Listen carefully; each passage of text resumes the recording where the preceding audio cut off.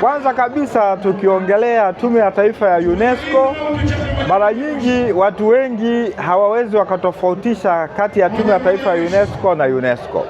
Lakini kwa kifupi sana ni kwamba UNESCO ni shirika la Umoja wa Mataifa la elimu, sayansi na utamaduni, na Tume ya Taifa ya UNESCO ni taasisi ya serikali chini ya Wizara ya Elimu yenye majukumu ya kuiunganisha serikali yetu na UNESCO.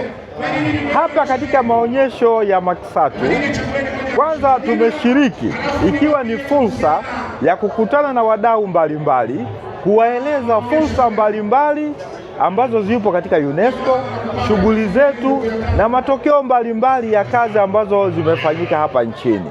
Lakini kuwepo kwetu pia hapa imekuwa fursa kubwa ya kupita katika shule mbalimbali ambazo zimepata ufadhili mkubwa wa serikali, ambapo vijana wetu wanajifunza masomo mbalimbali ya ufundi.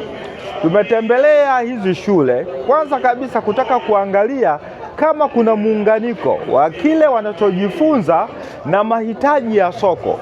Tumeona ujuzi mwingi unaofundishwa katika hizi shule ni ule ambao unatumika moja kwa moja katika soko la ajira, hawa vijana wakitoka hapa. Na hii inatupa faraja na kuendelea kushauri sasa hizi shule ni chache, ziongezwe ziwe nyingi, kwa sababu zitapunguza vijana wasiokuwa na ajira hapa nchini. Lakini pia vijana wanaopita katika hizi shule, uwezo wao wa kufikiria, uwezo wao wa kuchakata mambo ni tofauti kabisa na wale wanaosoma shule za kawaida, kwa sababu hawa tayari wameshafikiria ujasiriamali, wanafikiria uwekezaji, wanafikiria kuingia sokoni, wanafikiria mbinu mbalimbali za namna ya kupenya katika soko la ajira. Tayari wako katika hatua ambayo ni kubwa sana, na ndio hatua ambayo inatakiwa iwe kwa vijana wengi wa hapa nchini. Badala ya kufikiria vitu vidogo vidogo visivyokuwa na faida, hawa vijana wanafikiria namna ya kupata kipato, wanafikiria namna ya kuboresha mambo mbalimbali katika nchi yao, wanafikiria namna ya kuboresha maisha, kuboresha miundombinu, kuboresha afya, kuboresha mazingira. Kwa hiyo tayari katika kuelekea dira yetu ya 2050 tayari tumeshapata jeshi kubwa ambalo kwa kweli sasa hivi lina machi kutupeleka kwenye dira hiyo. Kwanza kabisa, kwa sasa kuna changamoto kubwa ya ukosefu wa ajira hapa nchini, na sio tu nchini, duniani kote. Kutokana na changamoto hii ya ukosefu wa ajira ni kwamba kweli kabisa vijana wengi hawana kazi, lakini kazi za kufanya zipo siku zote, tena nyingi. Lakini mfumo wetu wa elimu kabla ya mabadiliko ya mtaala ulikuwa hautoi vijana wenye ujuzi wa kuweza kuchukua fursa zilizopo katika soko la ajira. Serikali ililiona hili na pia aliliongelea sana Mheshimiwa Waziri wa Elimu, Sayansi na Teknolojia Profesa Adolf Mkenda kwamba lazima tubadilishe mtazamo. Badala ya kuzalisha watu wa kutafuta kazi, tuzalishe watu ambao kazi zinawatafuta, watu ambao soko linawahitaji, na ndio tunatakiwa tuwazalishe kwa wingi kwa sasa.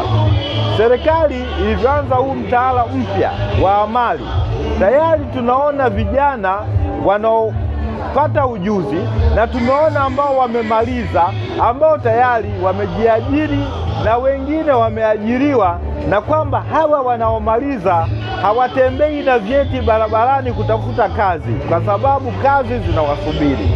Kwa hiyo tuipongeze serikali kwa kazi kubwa aliyoifanya Rais wa awamu ya 6 Daktari Samia Suluhu Hassan kwa kuhakikisha kabisa kwamba mfumo wetu wa elimu unabadilishwa na unaboreshwa, na tunaenda katika mfumo ambao unajali ujuzi na weledi wa vijana, lakini pia tunazalisha vijana ambao soko linawatafuta, kiasi kwamba hakuna anayekosa kazi, kwa sababu kazi ziko nyingi zinawatafuta wenye ujuzi. Lakini hizo kazi zinazotafuta wenye ujuzi, wasiokuwa na ujuzi wanaendelea kutokuwa na kazi. Kwa hiyo nirejee ule wito aliyoutoa Waziri wa Elimu, Sayansi na Teknolojia Profesa Adolf Mkenda, ya kwamba wale wote ambao hawana ujuzi, hata kama ana degree, ana diploma, ana certificate ya masomo ambayo sio ya ujuzi, basi tuwakaribishe VETA wasome aina mbalimbali za stadi za ujuzi za amali ambazo zinahitajika sokoni, ili tuendelee kupunguza idadi ya vijana wa Kitanzania ambao hawana ajira. Katika swala la ujuzi, mambo ya kuangalia kwanza ni aina ya maendeleo ambayo taifa letu linayatamani au linayaangalia kwa siku za usoni, ambapo kwa bahati nzuri yameelezwa vizuri kwenye dira yetu ya maendeleo ya 2050. Kwanza kabisa tunahitaji watu wenye ujuzi kwenye upande wa kilimo na chakula na misitu. Hili eneo litaongoza uchumi wa nchi yetu, kwa sababu kuna uwekezaji mkubwa unatakiwa kwenye kilimo cha mazao, kilimo cha mimea dawa, kilimo cha miti ya aina mbalimbali ambayo inatafutwa kwenye soko la dunia sasa hivi. Lakini hapo hapo kuna uwekezaji mkubwa sana katika uboreshaji wa miundombinu, mafundi wenye uwezo katika maeneo ya miundombinu, mafundi bomba, mafundi ujenzi, mafundi wanaweza wakatengeneza madaraja, mabarabara. Maana nchi yetu tunaelekea mahali ambapo tunahitaji tuwe na mabarabara ya kisasa, nchi ipitike.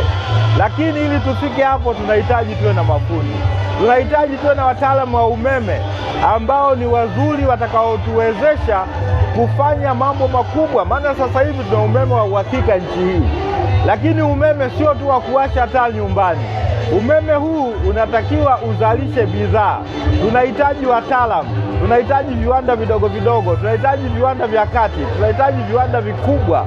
Vyote hivi vinahitaji wataalamu, tunahitaji wachakataji wa bidhaa mbalimbali. Sasa hawa wote wanafundishwa katika vyuo vya FDC na vyuo na shule za amali, kwa maana kwamba hizi shule ndiyo msingi mkubwa wa maendeleo ya sayansi na teknolojia katika nchi yetu kwa sasa, na ambapo hata kwa baadaye tunategemea tuwe na mapinduzi makubwa zaidi. Kwanza, vijana, napenda kuwapa wito kwamba kuna juhudi nyingi ambazo zinafanywa na serikali ya awamu ya 6 ya Rais Samia Suluhu Hassan, ambaye amewajali vijana na anataka hakikishe hakuna kijana mwenye maisha mabaya nchi hii, hakuna kijana asiyekuwa na ajira nchi hii. Kwanza nianze na mpango wa majaribio unaofanywa na Tume ya Taifa ya UNESCO.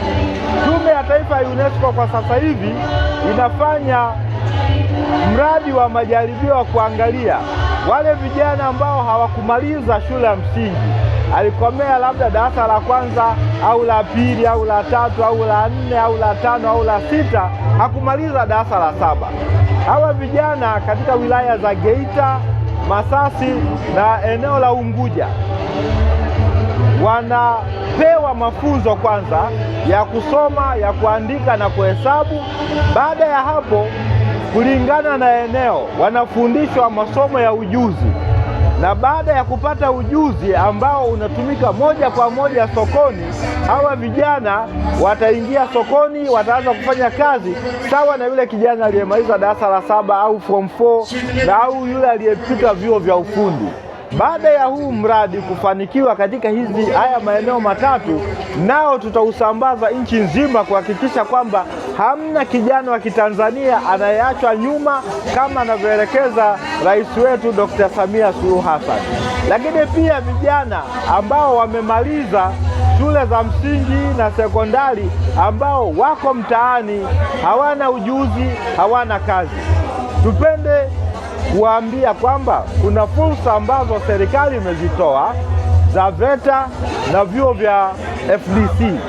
Hawa vijana wanakaribishwa wote kujiunga na vyuo ambavyo viko karibu na maeneo yao, kujifunza ujuzi wowote wanaopenda, ambao moja kwa moja baada ya mafunzo wataingia kazini na watakuwa na ajira na tutaondoka kwenye umaskini, na tutaondoka kuwa na vijana ambao hawana ujuzi, ambao hawana kazi, na ambao wanashinda vijiweni na kufikiria labda kuvunja nyumba za watu au kukaba watu. Hili litapungua sana na huenda likaisha kabisa kwa Tanzania.